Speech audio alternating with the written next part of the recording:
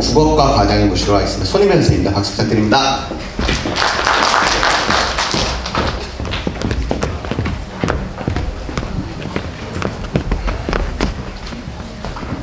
안녕하세요. 국어과를 담당하고 있는 손인배 선생님입니다. 반갑습니다. 사실은 이제 올해 초에 고2 여학생 2명이 와갖고 저한테 이제 수업을 듣겠다고 와서 얘기를 좀 나눴어요. 근데 그때 두 여학생이 무슨 얘기를 했냐면, 저희는 내신을 포기했습니다. 그러니까 수능만 준비해 주세요. 고2 1학기도 채 시작 안 했는데 그런 얘기를 하는 학생이 있었습니다. 근데 설득을 했어요. 중간고사, 기말고사 대비할 때는 열심히 해라.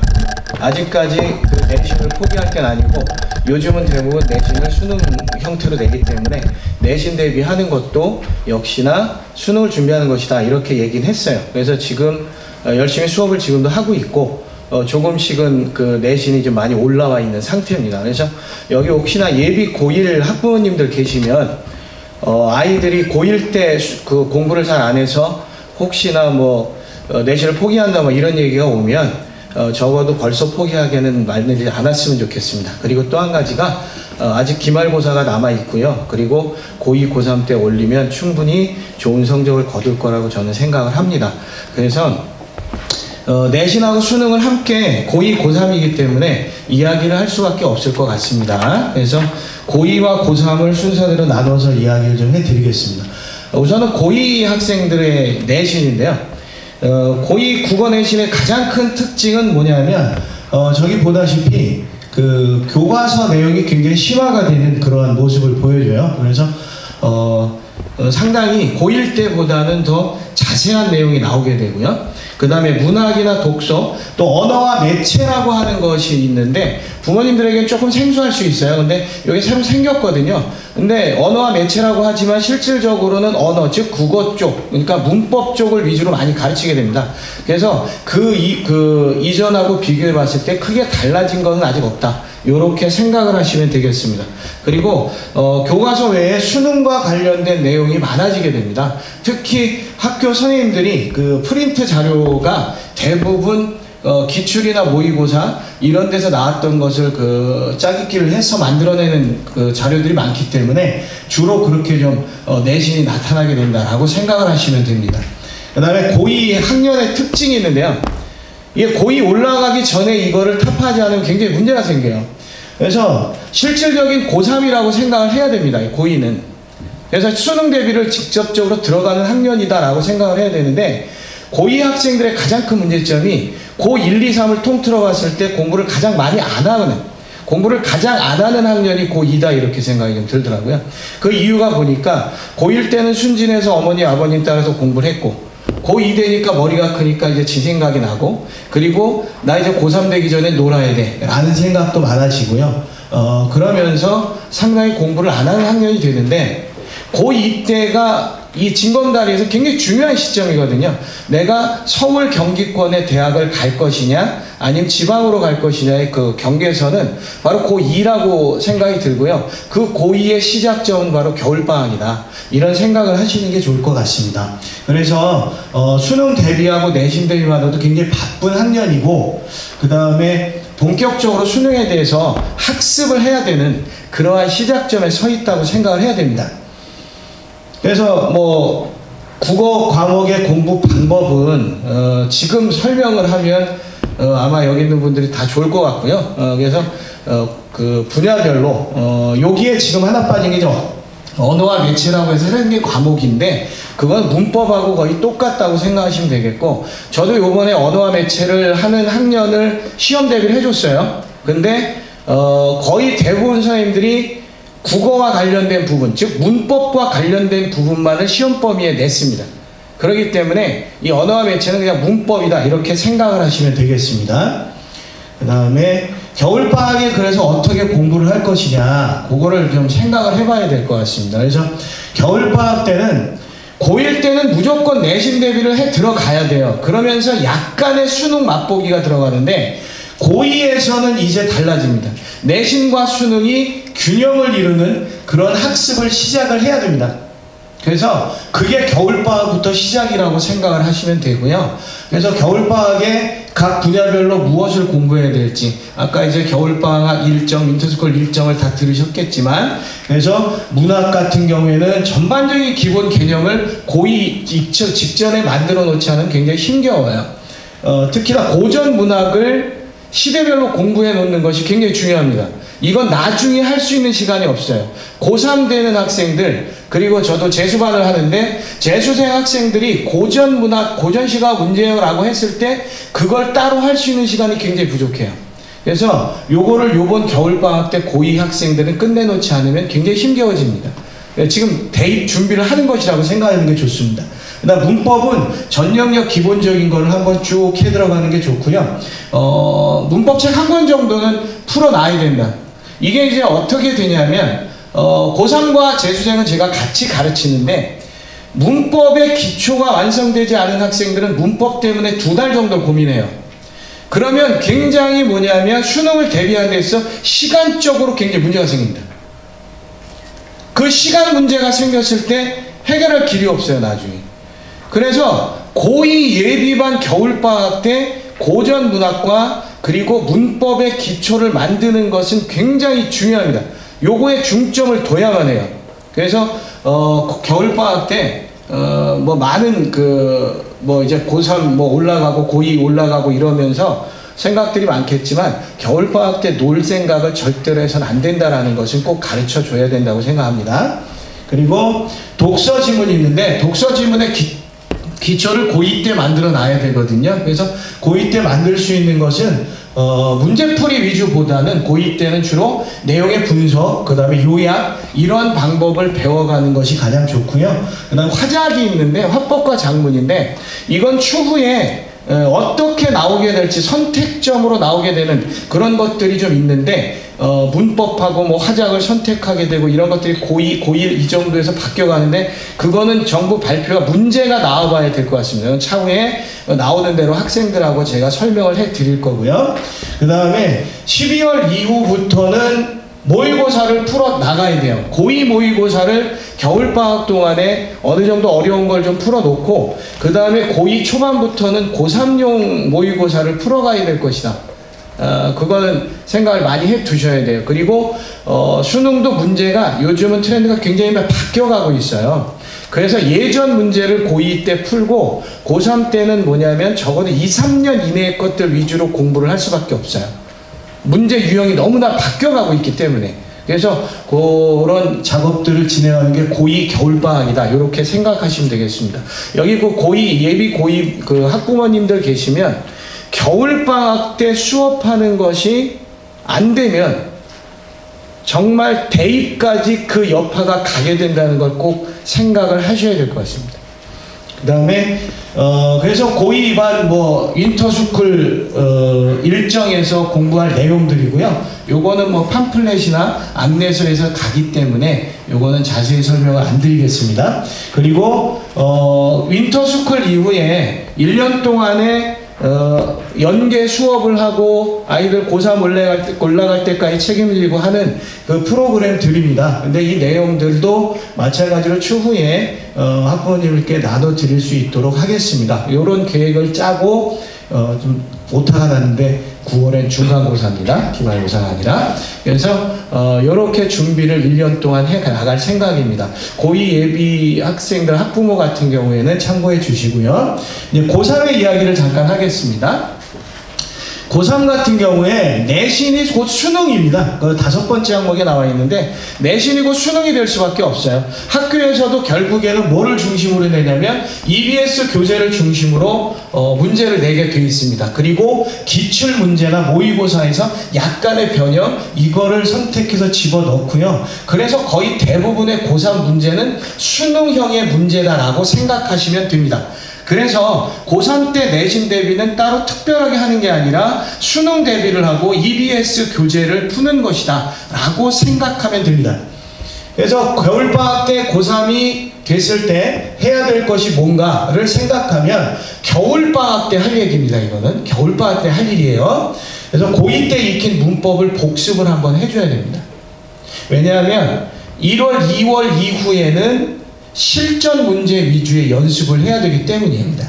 그 다음에 기출 문제집을 여러분들 시중에 많이 나와 있거든요. 그래서 그런 문제집 풀기를 시작하고요. 영역별 기초학습 내용 점검, 그 다음에 독서 지문 2에서 이제 문제풀이와 함께 요거를 들어가서 겨울방학 동안에 기초적인 문제풀이의 방법들을 익혀줘야 됩니다. 그리고 나서 수특이 출판됨과 동시에 얼른 시작을 해야 되는 것, 요것이 겨울방학 때 할 일이다 이렇게 생각하시면 되겠고요. 그래서 과목별로 어떻게 공부해야 될 것인가, 그거를 보면 우선 문학 같은 경우에는 장르별로 문제를 좀 봐야 됩니다. 그래서 현대시, 그 다음에 현대산문, 고전시가, 고전산문 해서 그리고 극과 수필 이렇게 나누어서 본인의 약점을 체크한 후에 거기에 대한 집중적인 학습, 가장 중요한 건 문제집을 사서 그 문제집, 즉 뭐냐면 현대시가 부족하면 현대시를 책을 사서 풀어보는 거예요. 그러니까 집중적인 학습이 겨울방학 때 이루어지지 않으면 전반적으로 문제가 생겨요. 구멍을 메꿔놔야 전반적으로 수능 대비가 가능해진다, 이렇게 생각하시면 되겠고요. 문법 같은 경우에는 이제 실전 고2 때 배웠던 걸 기본 학습을 하고 그 다음에 실전 위주의 문제를 좀 풀어나가야 돼요. 그래서 이거 예로 들어 놓은 것들이 이제 의문론, 어휘론, 문장론, 문법 요소, 고전 문법, 맞춤법 이런 부분들이 있는데, 문법은 굉장히 구체적으로 말씀드리면 몇 가지를 외워두면 돼요. 문법을 수능 문법과 고1 문법을 비교하면 고1 문법이 훨씬 어렵습니다. 이건 고1은 내신형 문법이기 때문에. 근데 고3이나 재수생의 수능 문법은 출판사별로 또는 학자별로 논란의 소지가 있는 것들을 내지 않습니다. 그래서 가장 공통적이고 뻔한 문제만 내기 때문에 오히려 문법은 쉬워요. 그래서 문법을 포기할 이유가 없거든요. 근데 그 전에 사전에 그러니까 미리 문법의 기초를 만들어 놓는 것이 굉장히 중요합니다. 그래서 몇 가지만 외우면 문법은 충분히 다시 회복 가능하다 이렇게 생각하시면 되겠고요. 독서 같은 경우에는 여기 나와 있는 대로 이제 기출 지문 위주로다가 학습을 하는 게 좋습니다. 이 기출 지문 위주로 학습하는 게 얼마나 중요하냐면 국어는 사실은 비문학을 아이들이 굉장히 어려워해요. 근데 비문학 같은 경우에 몇 가지 법칙이 좀 있어요. 그래서 예를 하나 좀 들어놓은 건데, 여기 두 번째 예에서 A 그러나 B. 자, A 그러나 B가 있을 때 어느 게 더 중요한 부분일까요? B가 더 중요하죠, 당연히. 근데 나는 아이들에게 A 부분에 가로를 쳐놓으라고 해요. 왜냐하면 시험 문제에 응용돼서 선택지에 나오는 건 A 부분이 훨씬 더 많이 나와요. 그러니까 이렇지만 이것이다 라고 했을 때 이렇지만의 전제 조건을 틀린 것 또는 맞는 것 고를 때 틀린 것으로 집어넣는 경우가 상당히 많습니다. 그런데 이런 법칙들이 있어요.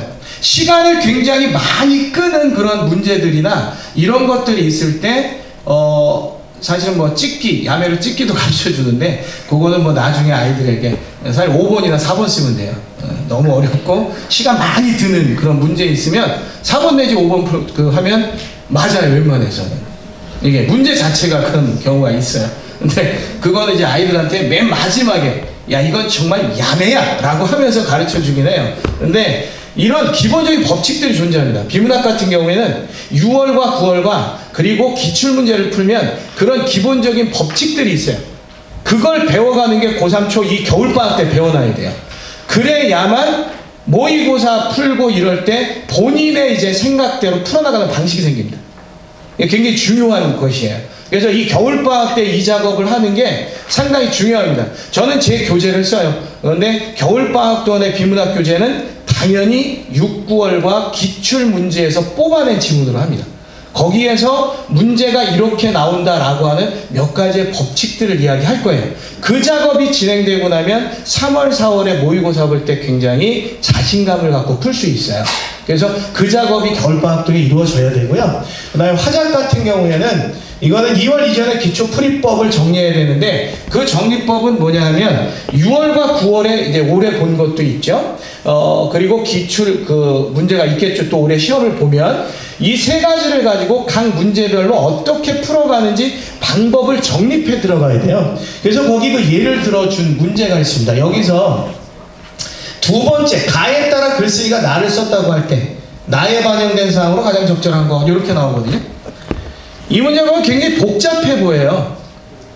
근데 사실 복잡한 게 아니고요. 결국에는 가에 있는 항목에 줄 거놓은 다음에 이 줄 거놓은 것이 나에 있는지 찾아내는 싸움일 뿐이에요.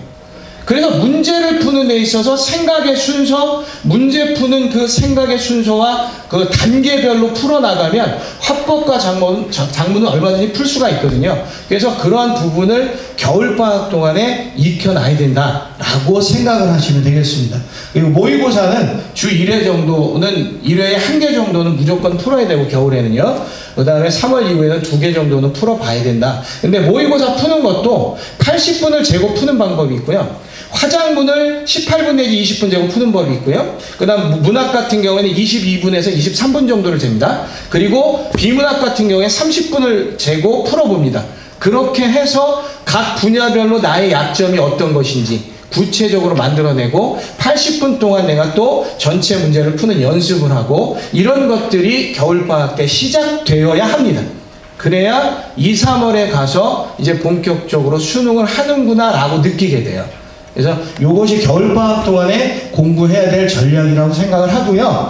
그래서 고3도 윈터 스쿨 때 할 수 있는 그것들은 여기에 지금 나와 있는 대로 이렇게 하고요. 특히나 문법 같은 경우에는 겨울방학 때 끝내놓는 것이 가장 중요합니다. 제가 그 재수반을 가르칠 때도 아이들이 3월에 왔는데 문법이 정립이 안 돼 있으면 너무 아이들이 고생을 해요.